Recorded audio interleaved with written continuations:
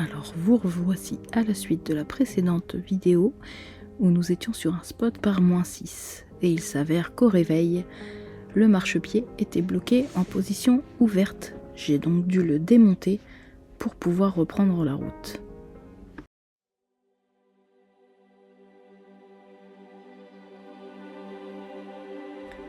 Bienvenue à toi sur notre chaîne de voyage. Nous sommes une famille de 3 filles. Moi, Noémie, ma femme Irène et notre fille Rosie. On voyage avec nos 2 chiens, Viking et Sushi. On est parti en juillet 2025 avec notre fourgon pour un tour d'Europe avec un rêve en tête.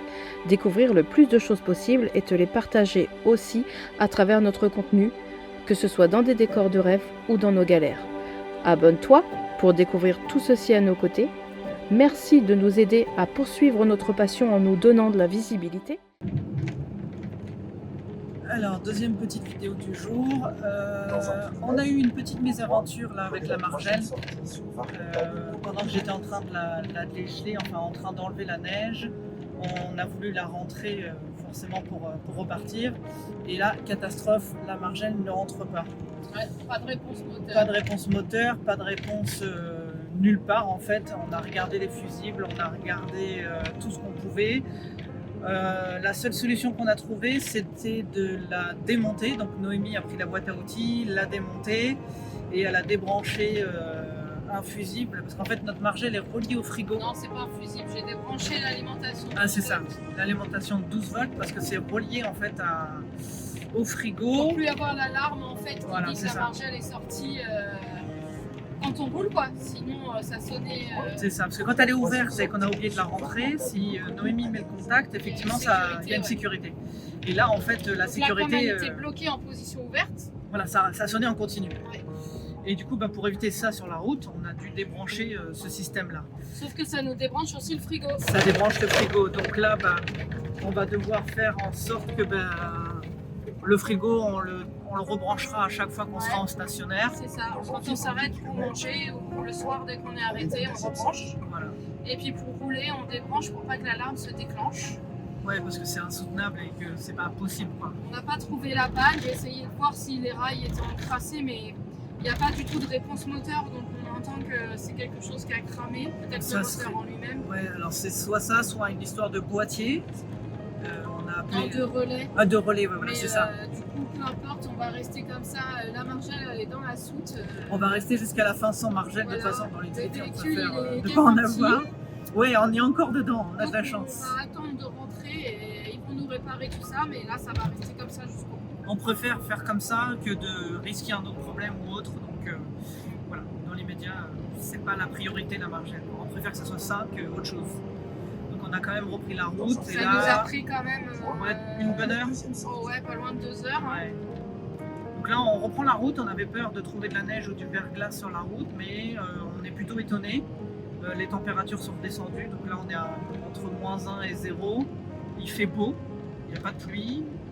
Donc là, on se dirige tranquillement vers la frontière hongroise. Et voilà.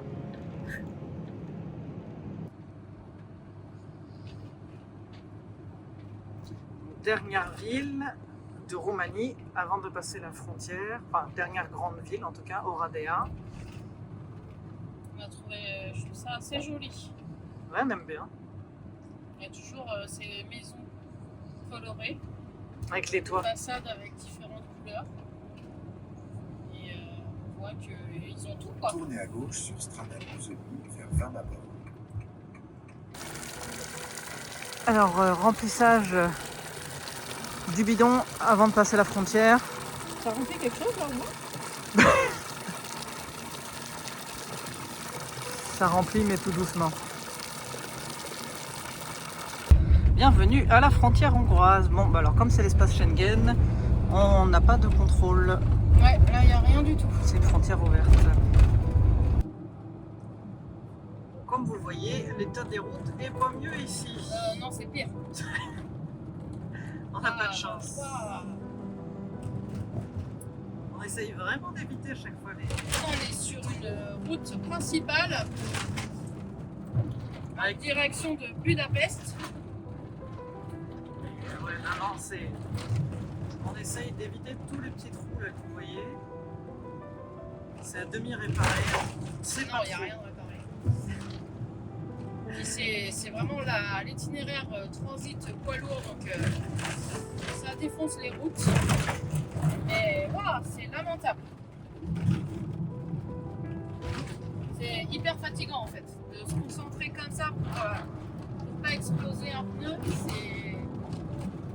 du coup c'est pas plaisant du tout parce qu'on peut même pas regarder le paysage. En fait je suis obligée d'être vraiment focus sur la route et c'est galère.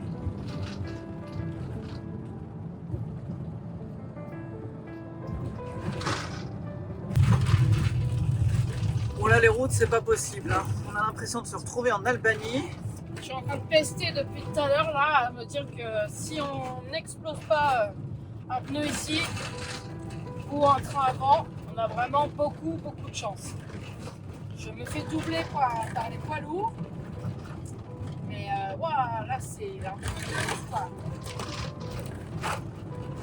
Ah, et puis du coup t'es obligé de faire des zigzags pour éviter Parce que tu peux, de toute façon. pour éviter les trous. Et alors en plus leur rebouchage de trous c'est Voilà, et là nul. d'un seul coup, Ah ouais c'est ça. on tombe sur une partie comme ça. Mais dans 500 mètres ça va reprendre. Voilà, Quoi. et en fait tu prends ton élan en disant vas-y ça y est c'est bon, la route elle est faite et ça dure 500 mètres. Et Là après, tout à l'heure on a croisé les gens là qui réparaient la route, mais au lieu de faire un revêtement sur toute la route, non ils rebouchent les trous un et peu puis alors il lance vertiquement. ça à la pelle. Donc tu te retrouves avec des graviers partout parce que rien n'est pris. Rien n'est rebouché correctement, ouais, voilà c'est ça. Bon on espère que la route reste comme ça le plus longtemps possible. J'y crois pas non plus. C'est lamentable.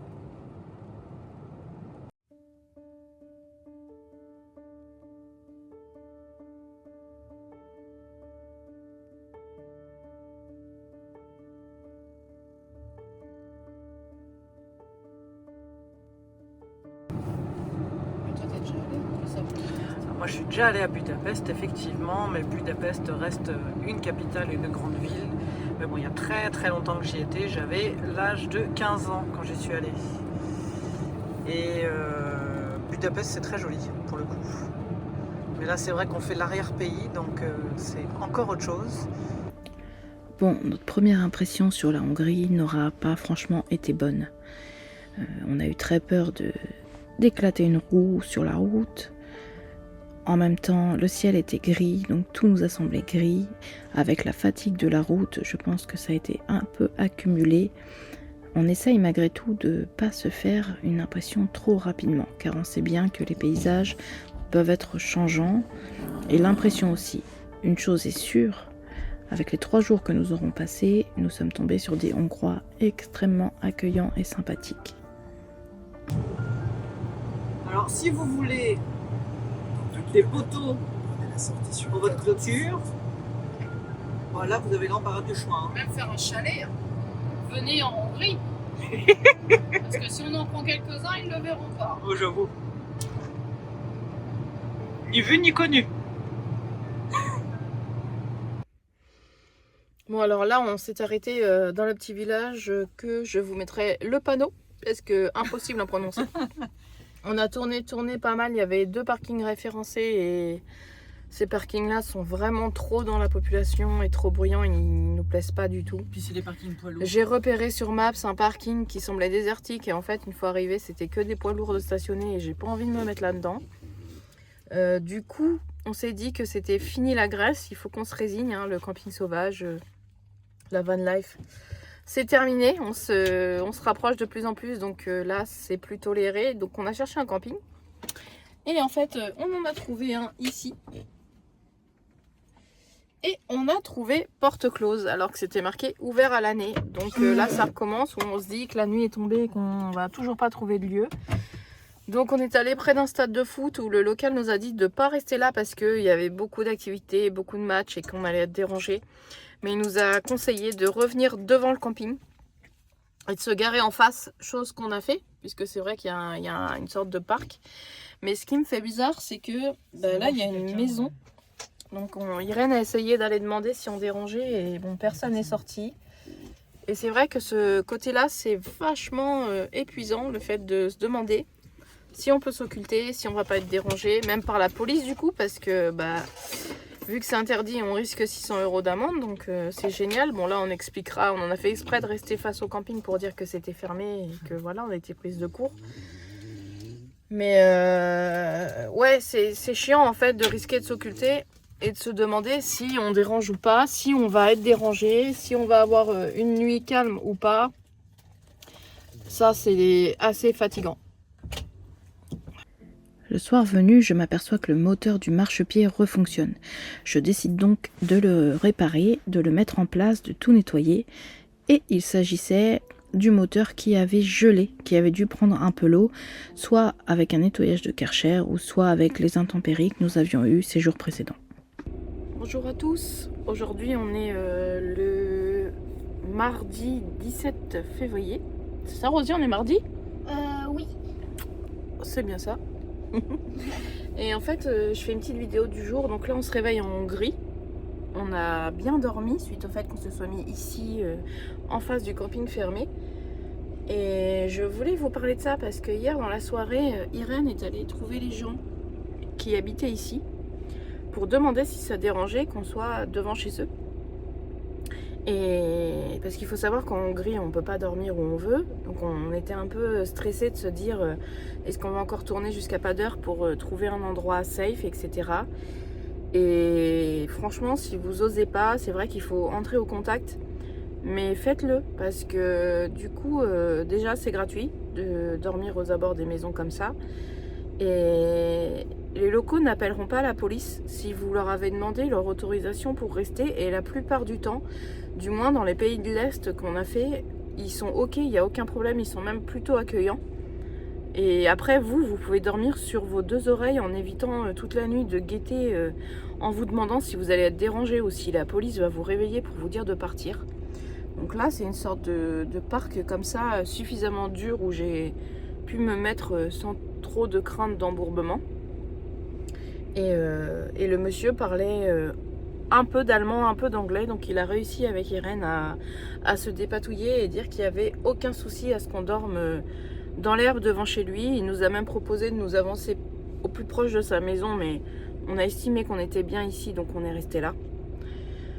Donc voilà, n'hésitez pas dans les pays que vous traversez, si vous avez du mal à trouver un spot, si vous voulez aller en camping et qu'au dernier moment c'est fermé, si vous galérez et que vous êtes plutôt dans une ville plus qu'à la campagne et que vous avez pas envie de reprendre le volant, de refaire de la route, des fois c'est une vraie galère, hein. La van life, c'est pas que des spots en bord de mer, des spots instagrammables.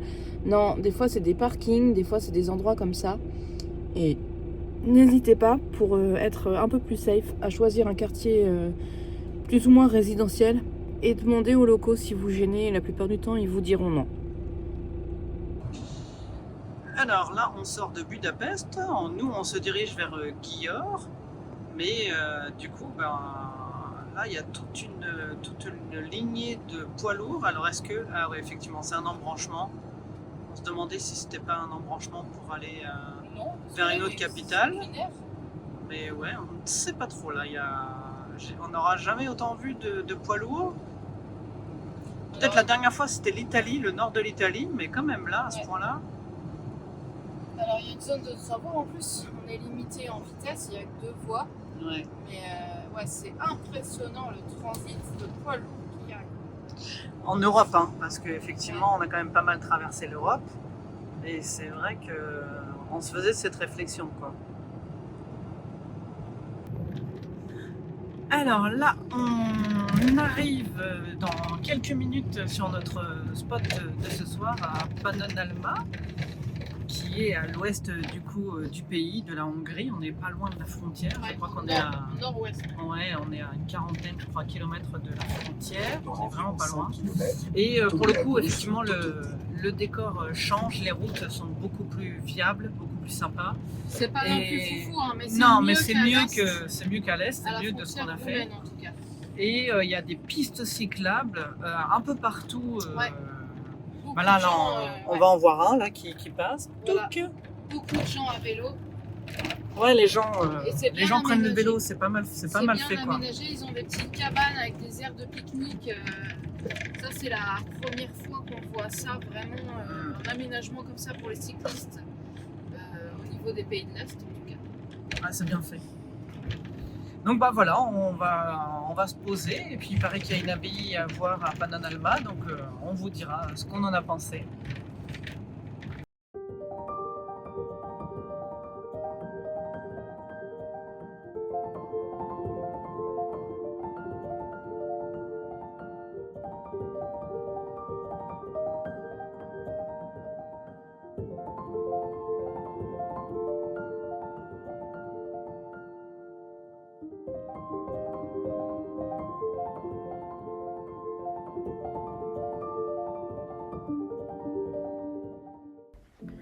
Vous voici devant le monastère de Pananalma, qui est l'un des plus anciens et importants sites religieux et culturels d'Europe centrale.